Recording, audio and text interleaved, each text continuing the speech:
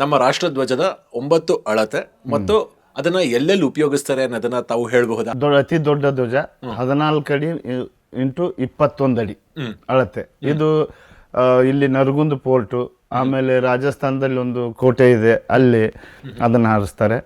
ಅದಾದಮೇಲೆ 12/9 12 ಅಡಿ 9 ಅಡಿದು ರೆಡ್ ಫೋರ್ಟ್ನಲ್ಲಿ ಹಾರಿಸ್ತಾರೆ, ಅಂಥ ದೊಡ್ಡ ದೊಡ್ಡ ಬಿಲ್ಡಿಂಗ್ನಲ್ಲಿ.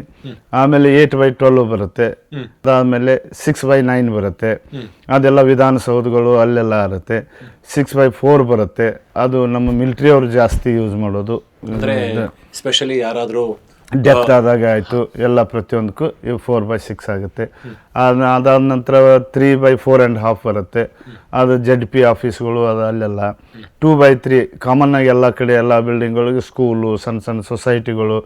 ಈಗ ಎಲ್ಲ ನಮ್ಮ ಫ್ಲ್ಯಾಗ್ ಕೋಡ್ ಇದು ಮಾಡಿದ ಸಡಿಲಿಕೆ ಮಾಡಿದ ನಂತರ ಮನೆಗಳ ಮೇಲೂ ಹಾರಿಸ್ಬೋದು, ಹರ್ ಘರ್ ತಿರಂಗ. ಆಮೇಲೆ 2/3 ಆದಮೇಲೆ 1.5 ಇರುತ್ತೆ, ಅದನ್ನು ನಾವು ಮನೆಗಳ ಮೇಲೆ ಹಾರಿಸ್ಬೋದು. ಅದಾದ ನಂತರ ಟೇಬಲ್ ಮೇಲೆ ಇಡಲಿಕ್ಕೆ ಒಂದು ಬರುತ್ತೆ, VIP ಟೇಬಲ್ ಮೇಲೆ, ಅದು ಟೇಬಲ್ ಫ್ಲ್ಯಾಗ್ ಅಂತ. ಒಂದು ಕಾರ್ ಫ್ಲ್ಯಾಗ್, VIP ಕಾರಿನ ಮುಂದೆ ಪ್ರಧಾನಮಂತ್ರಿ, ರಾಷ್ಟ್ರಪತಿಗಳು ಹೋಗೋ ಕಾರ್ನಲ್ಲಿ ಅದನ್ನು ಹಾಕ್ಬೋದು ಆರ್ಮಿಯಲ್ಲಿ.